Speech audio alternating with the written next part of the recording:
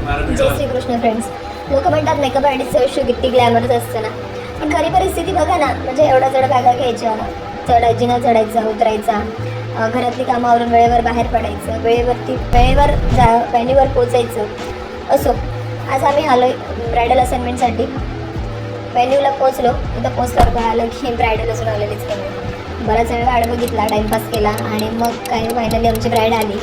Bride आल्याच्यानंतर ब्राईडच्या sister आम्हाला रूममध्ये घेऊन गेला, बॅगा वगैरे ठेवला. मग ते आम्हाला आग्रहाने ब्रेकफास्टसाठी घेऊन गेला. नाही म्हणे ब्रेकफास्ट करावाच लागेल. मग काय गरमागरम ब्रेकफास्ट केला.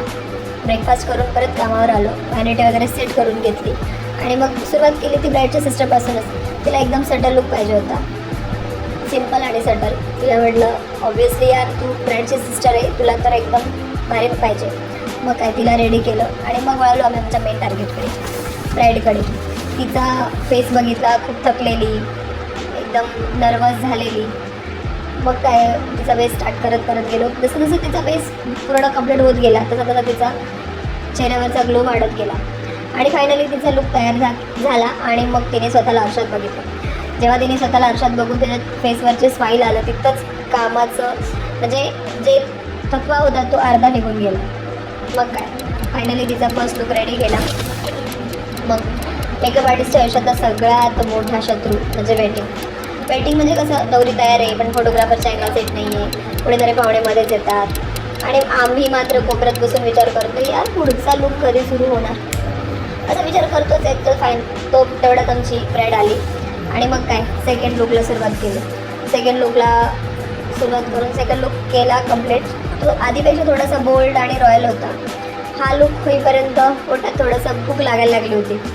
मग काय मेकअप आर्टिस्टला लग्नात वेळेवर जेवण मिळतं म्हणजे भारी होतं यार. मग जेवण वगैरे केलं आणि पुन्हा वेटिंग. असं वाटत होतं यार म्हणजे मेकअपपेक्षा वेटिंगमध्येच आम्ही खूप वेळ घालवला. फायनली ब्राईड आली. तिसऱ्या लुकला आम्ही सुरुवात केली. तिसरा लुक मस्तपैकी चालू. अचानक रूममध्ये एंट्री झाली ती नवरदेवाची.